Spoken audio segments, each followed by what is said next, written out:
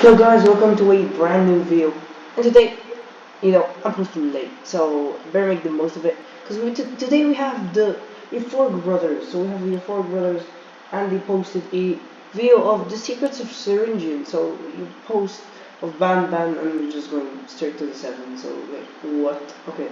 So enough with the chat, and let's go on the Garden of Ban 7, the secrets of Syringeon. Yeah, I have one question. Why Syringeon? Why not just Deep within the lower levels of Ban's kindergarten, there exists a very mysterious and intelligent monstrosity. A monstrosity so rich with knowledge about Givanium, it became obsessed with what could be done with the substance. And that monstrosity is the Surgeon, as it was codenamed when it was first created. Oh, wait. It was given a name at one point. Syringeon. The name of the monstrosity is Fuchsia. What? Wait, no. The name of the monstrosity is Syringeon. To say that Syringeon changed a lot during development would be an understatement, and I'm here to discuss with you the secrets of our beloved Surgeon. The Garden of Ban cast each have their own detailed story and personality, and that's what makes Garden of Ban unique. Join me on the second episode of the Ban Chronicles, narrated by me, Ty Coker, the voice actor of Bitter Giggle, a series where we dedicate each episode to discussing the histories and secrets of a member of the Garden of Ban cast.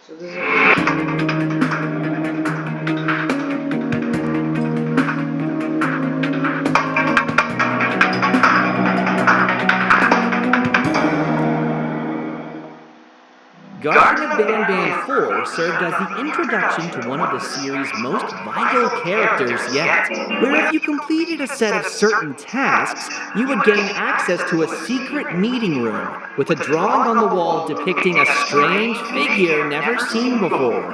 And that figure was Syringeon, a four-armed, fuchsia-colored surgeon-like figure whose name consisted of a portmanteau of the words syringe and surgeon.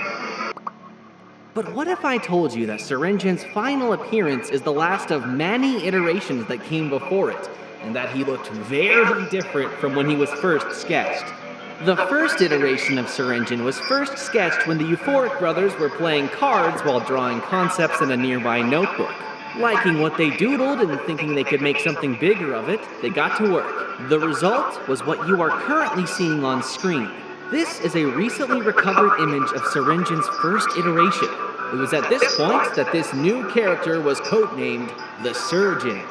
But something was wrong with it. It looked too cute. Sorry, Syringeon number 1. The Surgeon was then given 2 more arms to give it more surgical tools, and the location of the mouth was readjusted, thinking it would make it much more intimidating in its 3D version. One of these surgical tools was originally going to be a knife or a scalpel, which was then replaced with the mechanical grabbing hand, as it didn't make sense to not give him any way of grabbing objects. And also to make this new character stand out more, its color was changed from the light blue it originally had to the final fuchsia color it currently possesses. As a result of this new color, it was temporarily given the name Fuchsia, which the name Syringeon was later used as a substitute for. And with that, the Syringeon in his 2D form we know today was born, where he later finally debuted in his physical form in Garden of Ban 7, with voice actor Ray O'Hare playing his role, who, as a fun little bonus fact, also played the train conductor in the Euphoric Brothers' other game, Human Apocalypse. But going back to Syringeon's 2D form, you might notice something strange that was quickly pointed out by many fans when Syringeon's mural was first seen by the public. Take 5 seconds to try and see why Syringeon looked off compared to all other wall murals of the franchise. Maybe his eyes? His eyes... Yeah, his eyes. Or his Do you see the problem yet? Huh? Do ya? Huh? That's right. Syringeon's eyes were brown. And he was the only one of all other characters that was like this. But rest assured, this has nothing to do with lore. It was a simple oversight, and it was fixed in later games. But early concepts and wrong eye colors aside, what if I told you that Syringion's story was originally going to be much different from what it ended up being in Garten of Banban 7? In fact, the entire chapter originally played out completely different from how the final version of Garten of Banban 7 plays out. The story for the chapter, much like most chapters, went through many different scripts. And while most versions of the script have been lost or deleted, one remains intact.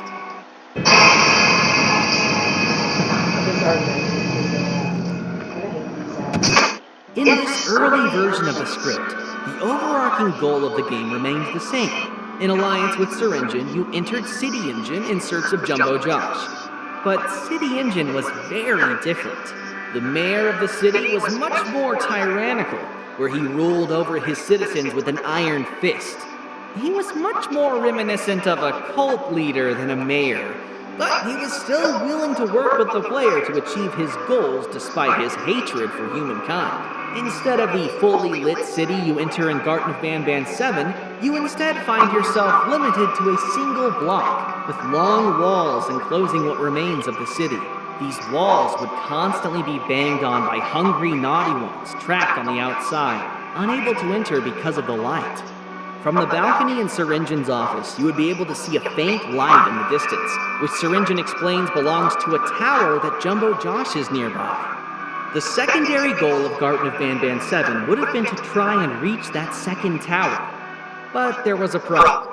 Aside from the tiny part of the city you're trapped in, everywhere was dark, which also meant everywhere else was infested with naughty ones.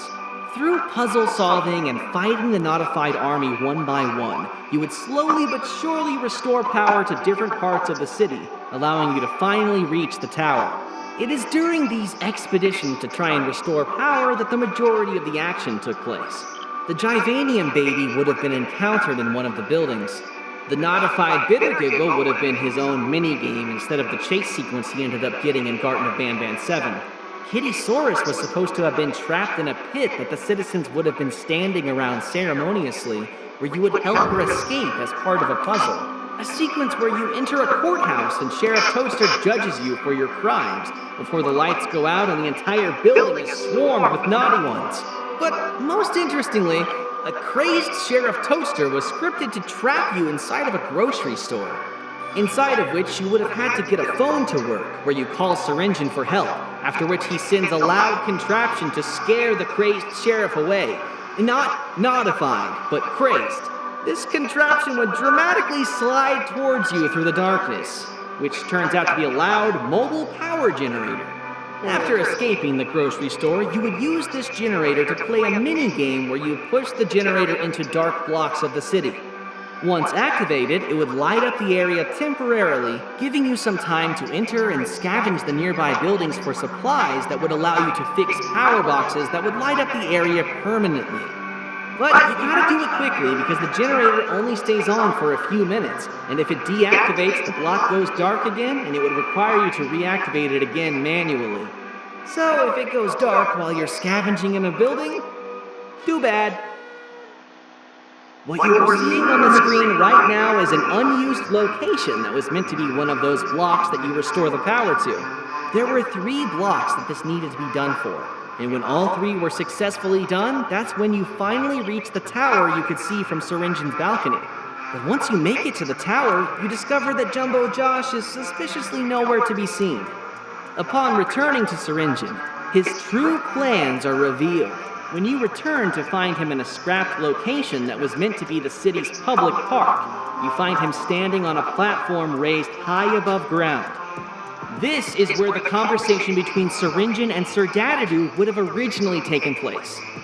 And after tricking and trapping Sir Dadadoo with the scepter piece, he gives a villainous speech explaining how he used you to do the hard part and get enough power delivered to the city to get the machine that's trapping Jumbo Josh to work, before the center of the platform opens and an elevator holding a chained Jumbo Josh is raised from the ground.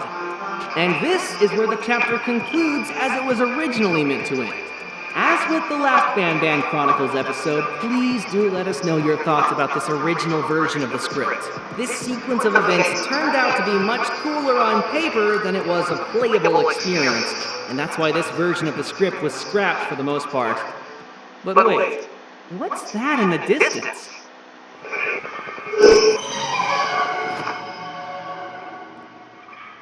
Stay tuned for the next episode of the Ban Chronicles, where the secrets and history of another character will be revealed. Comment down below which character you want to learn more about next, and say it with me, keep on banning! Okay guys, go and subscribe to my channel and the Foreign Brothers, yeah. And I want you guys to comment on this video, basically. I want to know about Jester, because, like, obviously there's different variations of him, but yeah, go like and subscribe. Bye. This is Firefox signing out. See ya.